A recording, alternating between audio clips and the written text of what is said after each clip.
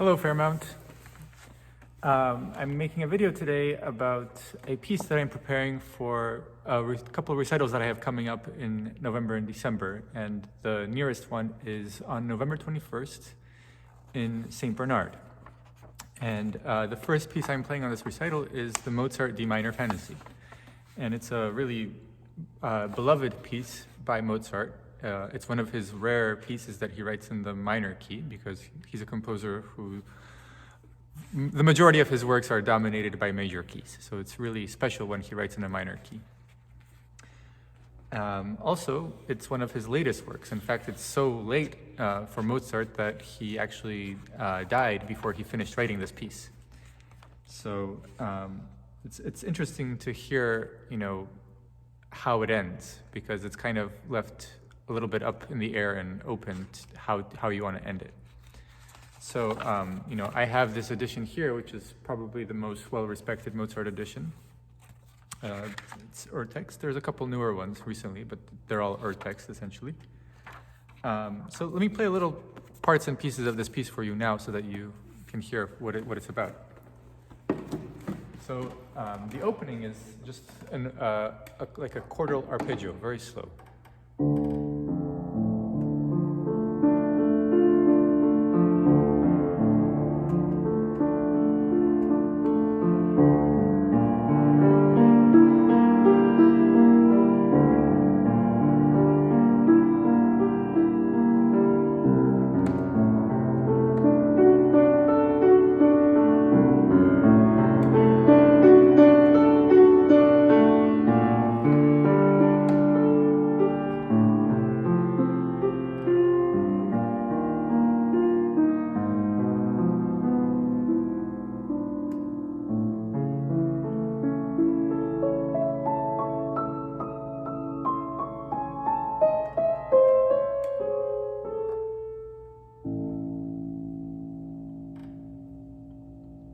And that's the opening.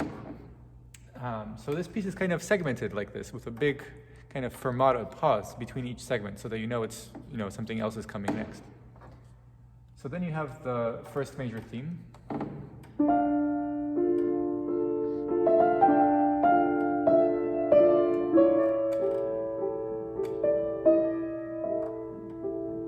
Okay. And that goes on for a while. There's a couple cadenzas. Cadenza is like when a soloist comes out and plays by themselves without the orchestra. So it's funny to think of that. What does that mean on the piano? Well, on the piano, that means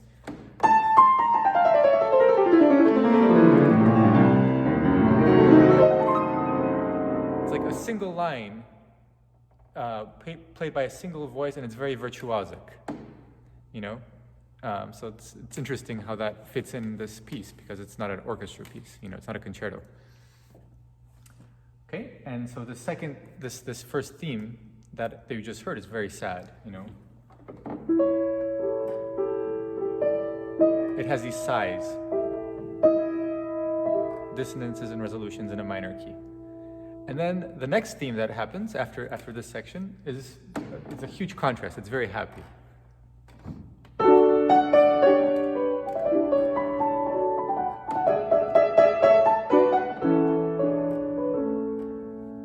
So it's a really uplifting piece towards the end. It becomes very, major and joyful and sweet. And so then we get to the end, and Mozart stopped writing here.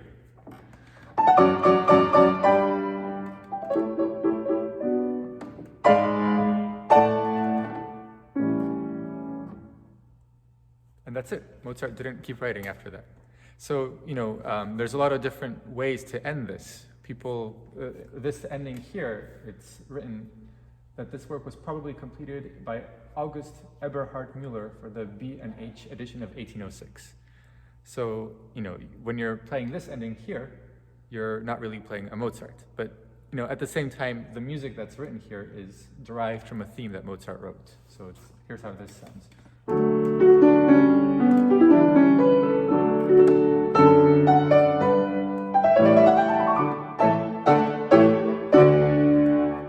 So it's quite believable that this is kind of what Mozart would sound like if he were to write an ending right here. Anyway, so that's what I wanted to share with you, and hopefully you'll consider going to maybe this concert on the 21st if you're available. They would have some COVID restrictions as to the number of people in the church, but there will also be a version available online. So I hope you will watch that. Okay?